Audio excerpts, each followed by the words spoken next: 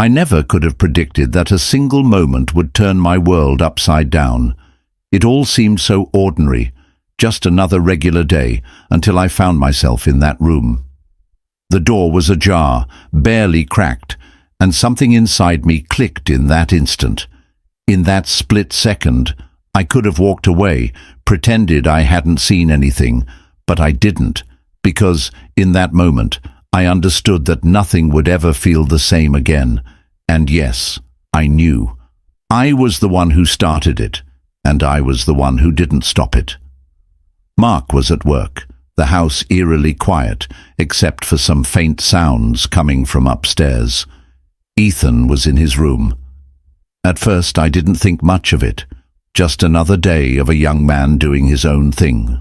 Maybe he'd want some tea, I thought. A quick chat wouldn't hurt. As I made my way up the stairs, I tried to figure out where the sounds were coming from.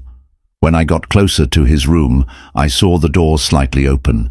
I took a deep breath, about to call his name, but then my gaze landed on Ethan. He was sitting on his bed, his laptop balanced on his knees, the glow from the screen illuminating his face. His hands were moving rapidly, and at first I assumed he was immersed in some thrilling movie, maybe a car chase. But as I shifted to get a better view, my stomach dropped. That was the moment I realized what Ethan was doing. My heart skipped a beat, and a chill ran through me. I wasn't prepared for this. I didn't want to see it. Ethan scrambled to shut down the sound on his laptop, but it was too late. Our eyes met, and his face turned bright red. The embarrassment was palpable. I'm sorry, he muttered, looking away. I stood there, paralyzed, unsure of what to say. The words caught in my throat. A strange heat washed over me. Mortification, yes, but also confusion. Why hadn't I paid more attention? But was I the only one at fault here? Get it together, Sarah, I told myself, but my mind was racing, filled with thoughts I couldn't process. Ethan was 25, not a child anymore. I was 50, a woman who had seen her share of awkward situations, but never anything quite like this.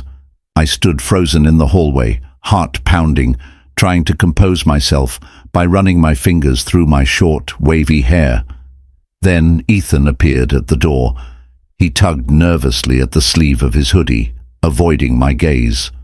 Sarah, I'm sorry. I thought I'd closed the door, he stammered. I shook my head, unable to meet his eyes. No, I should have knocked, I replied quickly, unsure of how to ease the tension. Silence hung heavy in the air, a silence we had never shared before, a silence that now felt different.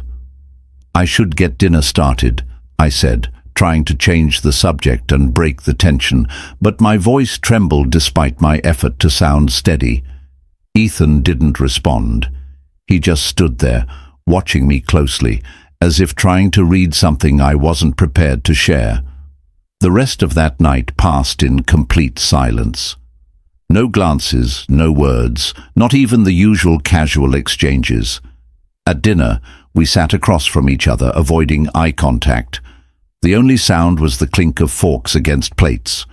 We both knew something had to be said to break the awkwardness, but neither of us knew how to begin. Days passed and everything on the surface seemed normal, but the silence between us had grown thick. Then, one afternoon, Ethan sat down beside me, visibly nervous, but determined to make things right. Sarah, about the other day, I'm really embarrassed. I'm sorry. I don't want this to mess things up, he said, his voice strained but sincere. I took a deep breath.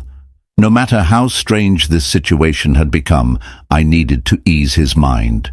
Ethan, trust me. I've had my fair share of awkward moments, I said, sharing a few of my own experiences.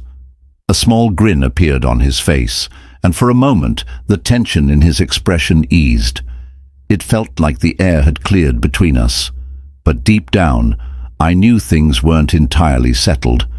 I could feel it. Something had changed.